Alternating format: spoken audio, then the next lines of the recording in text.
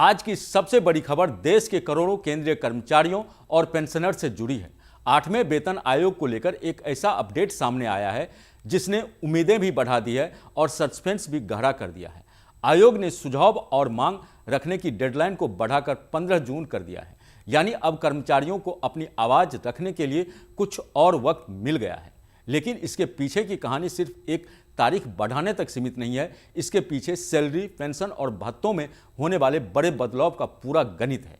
दरअसल पहले यह डेडलाइन 31 मई तक थी, लेकिन अब इसे दूसरी बार बढ़ा के 15 जून कर दिया गया है। आयोग साफ कह रहा है कि इस बार के बाद कोई और मौका नहीं मिलेगा।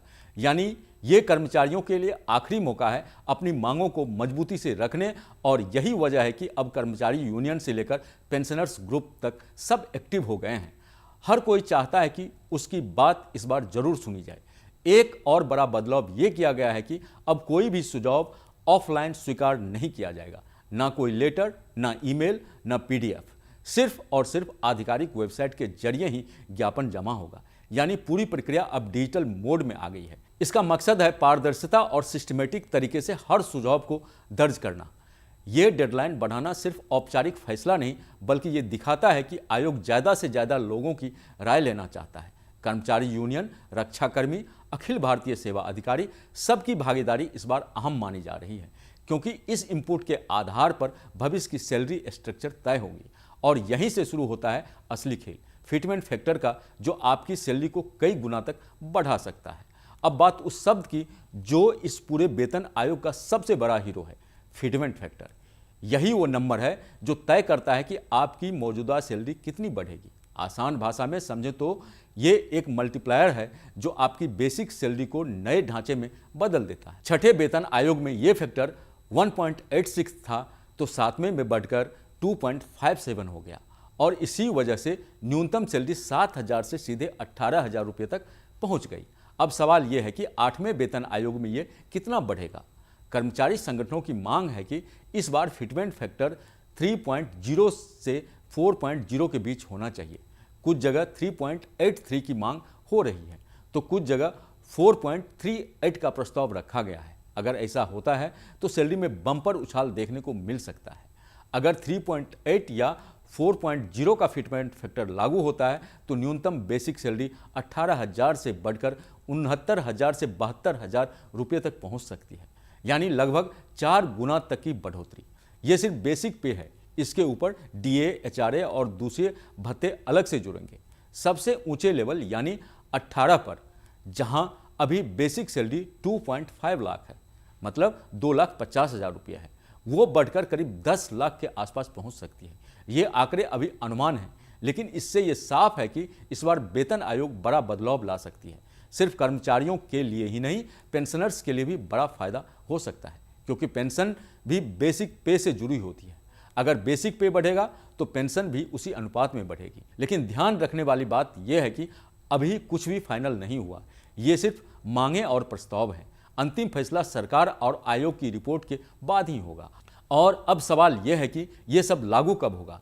क्या सच में 2027 में पैसा खाते में आएगा? जानकारों के मुताबिक आयोग को अपनी रिपोर्ट देने के लिए 18 महीने का समय मिला है। अगर डेडलाइन को देखें तो 2027 के अप्रैल-मई तक रिपोर्ट आ सकती है, और उसी के बाद लागू होने की संभावना है। इस बीच आयोग देश के अलग अलग राज्यों में बैठक कर रहा है। कर्मचारियों से सीधे बातचीत हो रही है, उनकी समस्याएं सुनी जा रही हैं। जम्मू कश्मीर से लेकर लखनऊ, भुवनेश्वर और कोलकाता तक मीटिंग का सिलसिला जारी है। इस बार सिर्फ सैलरी नहीं, बल्कि कई और बड़े मुद्दे भी उठाए जा रहे हैं, जैसे पुरानी पेंशन योजना की वापसी, इंक्रीमेंट को 3% से बढ़ाकर 6% करना और पेंशन में बड़ा सुधार। यानी ये सिर्फ वेतन आयोग नहीं, बल्कि पूरे सिस्टम में बदलाव की मांग बन चुका है। अब असली सवाल, क्या ये सारी मांगें मान ली जाएगी? तो इसका जवाब अभी साफ नहीं है, क्योंकि सरकार को वित्तीय संतुलन भी देखना होता है। लेकिन इतना तय है कि इस बार कर्मचारियों की उम्मीदें ज़्यादा हैं और सरकार पर दबाव भी। तो कुल मिलाकर 8वां वेतन आयोग इस समय निर्णायक मोड पर है। डेडलाइन बढ़ने से उम्मीद बढ़ी है, फिटमेंट फैक्टर पर चर्चा तेज है, और आने वाले समय में करोड़ों लोगों की आर्थिक स्थिति बदल सकती है। अब सवाल यह है कि यह पूरा गणित जमीन पर क्या असर डालेगा। क्या सच में हर कर्मचारी की जिंदगी बदल जाएगी? तो इसका जवाब है आंशिक हाँ। क्योंकि सैलरी जरूर बढ़ेगी, लेकिन उसके साथ टैक्स, महंगाई और खर्च भी जुड़ेंगे। अगर बेसिक सैलरी 18,000 से बढ़कर 69,000 तक जाती है तो हाथ में आने वाली सैलरी भी काफ़ी बढ़ेगी, लेकिन उसी के साथ टैक्स स्लैब का असर भी दिखेगा। पिछले कुछ सालों में महंगाई ने आम आदमी की कमर तोड़ दी है। घर का किराया, इलाज का खर्च, बच्चों की पढ़ाई, हर चीज़ महंगी हो चुकी है। ऐसे में कर्मचारी यूनियन का तर्क है कि सिर्फ मामूली बढ़ोतरी से काम नहीं चलेगा, उन्हें ऐसा वेतन ढांचा चाहिए जो आने वाले 10 साल तक टिक सके। यही वजह है कि इस बार फिटमेंट फैक्टर को लेकर इतनी बड़ी आक्रामक मांग हो रही है। अगर फिटमेंट फैक्टर छोटा रखा गया तो सैलरी में बढ़ोतरी जरूर दिखेगी, लेकिन वो महंगाई के सामने टिक नहीं पाएगी।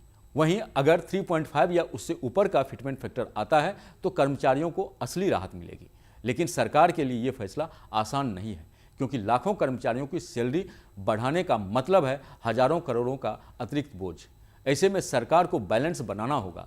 एक तरफ कर्मचारियों की उम्मीदें, दूसरी तरफ देश की आर्थिक स्थिति, और यहाँ पॉलिटिक्स भी जुड़ जाती है, क्योंकि वेतन आयोग का असर सीधे वोट बैंक पर पड़ता है। करोड़ों कर्मचारी और उनके परिवार इस फैसले से प्रभावित होते हैं। ऐसे में सरकार भी चाहती है कि फैसला ऐसा हो जो कर्मचारियों को राहत दे और आर्थिक संतुलन भी बनाए रखे। अब सबसे बड़ा सवाल, क्या सच में सैलरी 4 गुना बढ़ेगी? इसका जवाब अभी साफ नहीं है, क्योंकि ये पूरी तरह फिटमेंट फैक्टर पर निर्भर करेगा और वही अभी तक तय नहीं हुआ है। कुछ एक्सपर्ट्स मानते हैं कि 4 गुना बढ़ोतरी संभव है, लेकिन कुछ का कहना है कि इतना बड़ा उछाल देना मुश्किल होगा। तो कुल मिलाकर अभी तस्वीर पूरी तरह साफ नहीं है, लेकिन संकेत जरूर बड़े बदलाव की ओर इशारा कर रहे हैं। डेडलाइन बढ़ाना, बैठकों का सिलसिला और लगातार बढ़ती मांगें, ये सब दिखाता है कि इस बार वेतन आयोग साधारण नहीं होगा। आने वाले कुछ महीने बेहद अहम हैं। 15 जून के बाद तस्वीर और साफ होगी। जानकारों के मुताबिक आयोग को अपनी रिपोर्ट देने के लिए 18 महीने का समय मिला है। अगर डेडलाइन को देखें तो 2027 के अप्रैल-मई तक रिपोर्ट आ सकती है और उसी के बाद लागू होने की संभावना है। इस बीच आयोग देश के अलग अलग राज्यों में बैठक कर रहा है। कर्मचारियों से सीधे बातचीत हो रही है, उनकी समस्याएं सुनी जा रही हैं। जम्मू कश्मीर से लेकर लखनऊ, भुवनेश्वर और कोलकाता तक मीटिंग का सिलसिला जारी है और फिर रिपोर्ट का इंतजार शुरू होगा, जो तय करेगी कि आपकी सैलरी और पेंशन में कितना इजाफा होगा। अगर आपको हमारा ये वीडियो बढ़िया लगा तो इसे लाइक और शेयर जरूर करें। साथ ही साथ हमारे चैनल न्यूज़ नेशन को सब्सक्राइब करना ना भूलें, ताकि देश दुनिया की तमाम अपडेटेड खबर समय पर आपके पास जल्द से जल्द पहुंच सके। बड़ी खबर 8th पे कमीशन को लेकर। देश के करीब 55 लाख केंद्रीय कर्मचारी और 69 लाख पेंशन भोगी इस वक्त एक ही सवाल पूछ रहे हैं, सैलरी कितनी बढ़ेगी? और इस सवाल का सबसे बड़ा जवाब छिपा है एक शब्द में, फिटमेंट फैक्टर। जी हाँ, यही वो फॉर्मूला है जो आपकी सैलरी को नई ऊंचाई देता है, और अगर इसमें थोड़ा भी बदलाव हुआ तो आपके खाते में आने वाली रकम में बड़ा फर्क दिख सकता है। आसान भाषा में समझिए पूरा गणित। फिटमेंट फैक्टर यानी आपकी मौजूदा बेसिक पे को कितना गुना बढ़ाया जाए।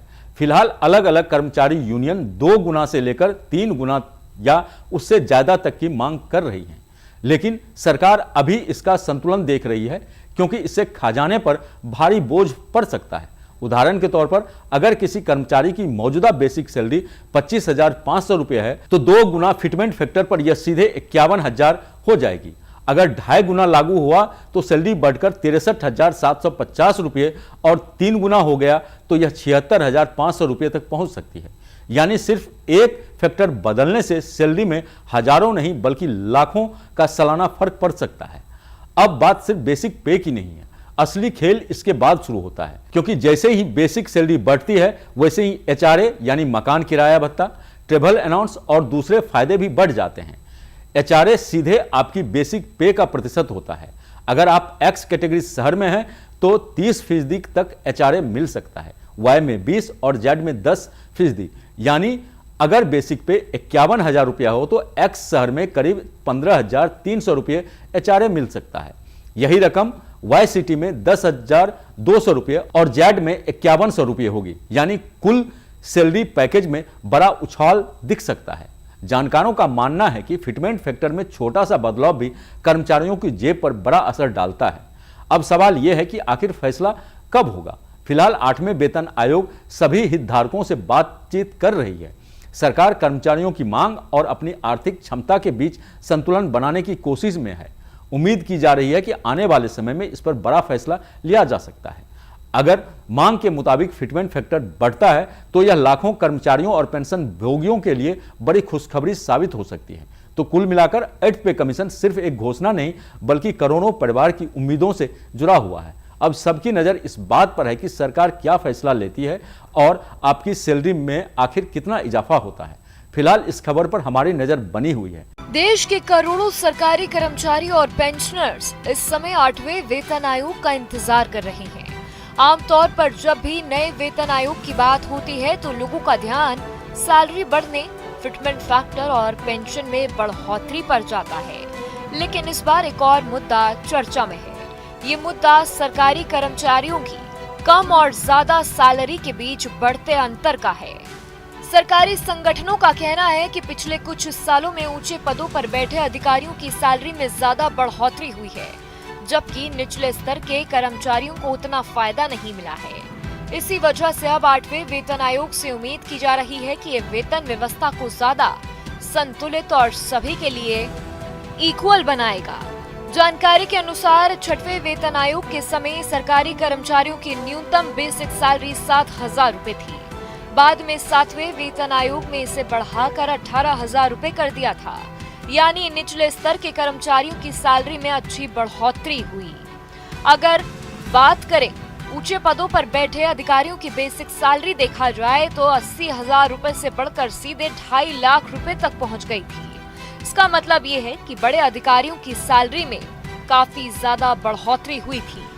इसी कारण कम और ज्यादा सैलरी पाने वाले कर्मचारियों के बीच का अंतर और बढ़ गया। 6वें वेतन आयोग के समय सबसे ज्यादा और सबसे कम सैलरी के बीच का अंतर लगभग 11.4 गुना था, लेकिन 7वें वेतन आयोग के बाद ये बढ़कर करीब 13.9 गुना हो गया। यही बात अब कर्मचारी संगठनों की चिंता का कारण बनी हुई है। उनका कहना है कि अगर ये अंतर लगातार बढ़ता रहा तो निचले स्तर के कर्मचारियों में असंतोष पैदा हो सकता है। कई कर्मचारी यूनियनों ने सरकार और वेतन आयोग को सुझाव दिया है कि 8वें वेतन आयोग में ऐसी व्यवस्था बनाई जाए जिससे कम वेतन पाने वाले कर्मचारियों को ज्यादा राहत मिले और सैलरी का अंतर कम हो सके। उनका मानना है कि इससे कर्मचारियों के बीच बराबरी और निष्पक्षता की भावना मजबूत होगी। साथ ही कर्मचारियों का मनोबल भी बढ़ेगा और वो बेहतर तरीके से काम कर पाएंगे। हालांकि सरकार के सामने एक और बड़ी चुनौती है। सरकार को कर्मचारियों की मांगों, लगातार बढ़ रही महंगाई और सरकारी खजाने पर पड़ने वाले अतिरिक्त बोझ के बीच संतुलन बनाना होगा। यही वजह है कि 8वें वेतन आयोग का फैसला काफी महत्वपूर्ण माना जा रहा है। इस आयोग की सिफारिशों का असर करीब 50 लाख केंद्रीय कर्मचारी और 60 लाख से ज्यादा पेंशनर्स पर पड़ेगा। यानी लगभग 1.19 करोड़ लोग सीधा इससे प्रभावित होंगे। फिलहाल आयोग अलग अलग कर्मचारी संगठनों, पेंशनर्स और अन्य संबंधित पक्षों से बातचीत कर रहा है और उनके सुझाव ले रहा है। माना जा रहा है कि इस बार केवल सैलरी बढ़ाने पर ध्यान नहीं दिया जाएगा, बल्कि पूरी वेतन व्यवस्था को ज्यादा संतुलित और न्यायपूर्ण बनाने की कोशिश की जाएगी। इसलिए 8वें वेतन आयोग का फैसला सिर्फ ये नहीं बताएगा कि कर्मचारियों की सैलरी कितनी बढ़ेगी, बल्कि ये तय करेगा कि उस बढ़ोतरी का फायदा सभी कर्मचारियों तक कितनी सम्मानता के साथ पहुंचेगा। यही कारण है कि बढ़ती सैलरी खाई का मुद्दा इस समय 8वें वेतन आयोग की चर्चा का सबसे बड़ा विषय बना हुआ है।